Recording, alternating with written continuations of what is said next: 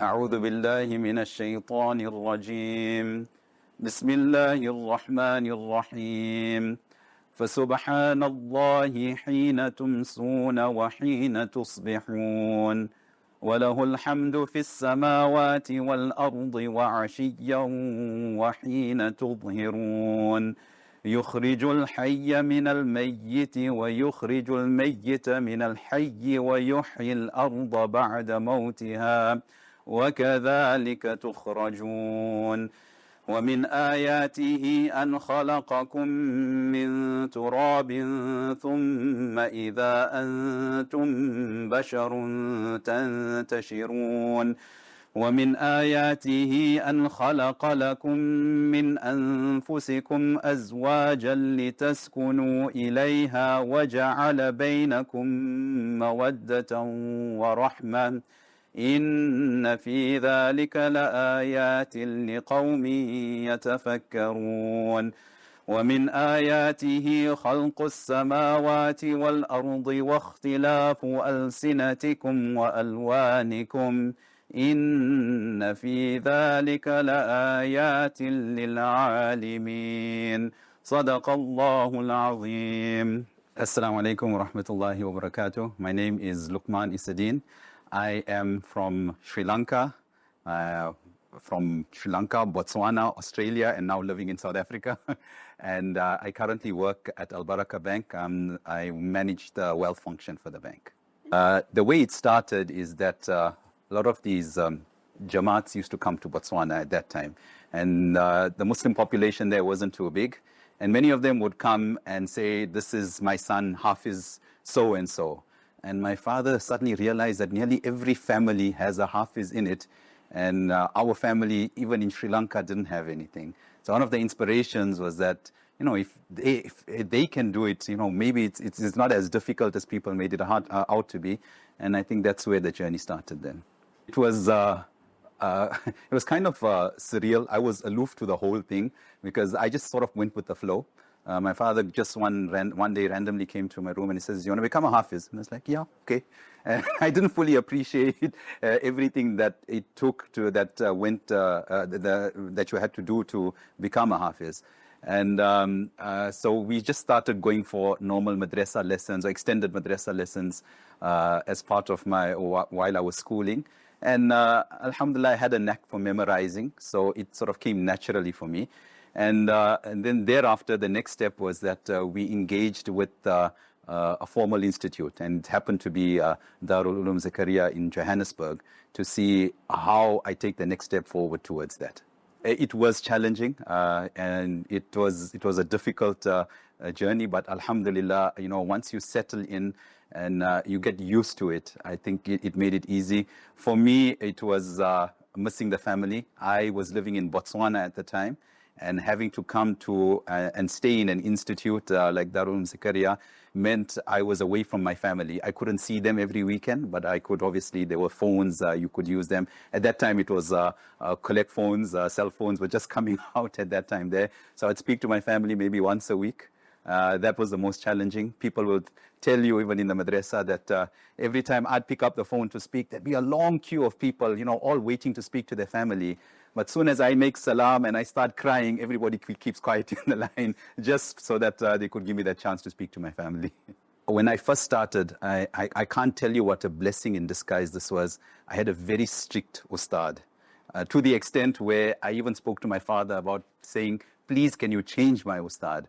And alhamdulillah, that didn't happen. And I managed to stay with my ustad because for the first 3 months, he didn't even let me start Quran. He made me focus on tajweed.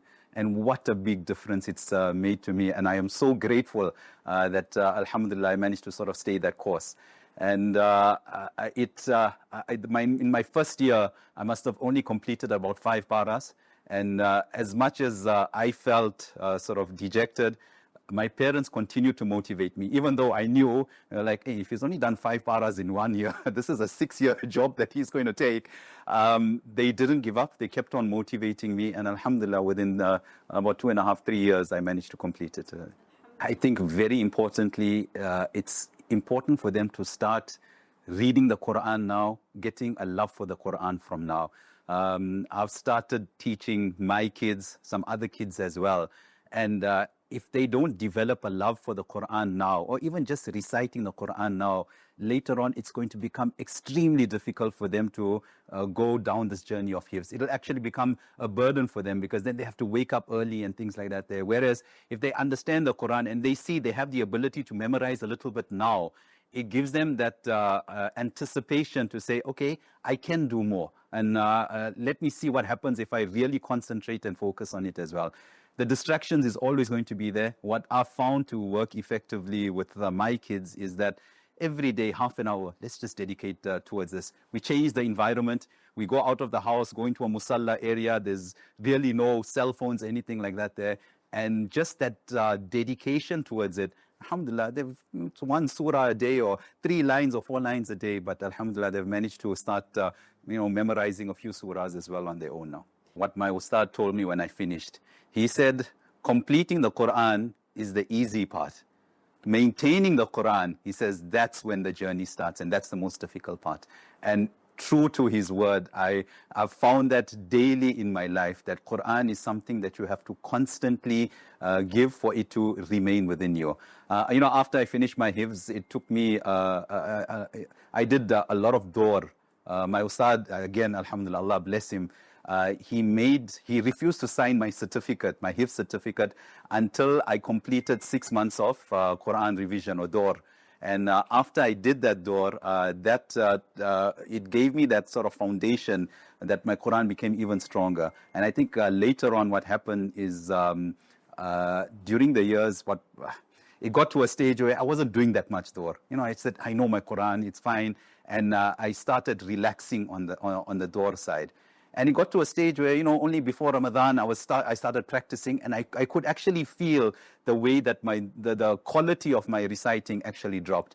Alhamdulillah, now I've got into a routine where every day after Fajr now, I try and dedicate some time to the Quran. It started off with quarter para, it went to half para. I've been trying to get it to 1 para, and alhamdulillah, I think I'm there now. And I can't tell you how easy it's become for me to prepare for Taraweeh now, where, I'm not preparing the month before, because alhamdulillah, my work throughout the revision throughout has made it much easier for me, alhamdulillah. So my wife also always tells me, Allah bless her, she is also being a big supporter and helped me with my Quran journey.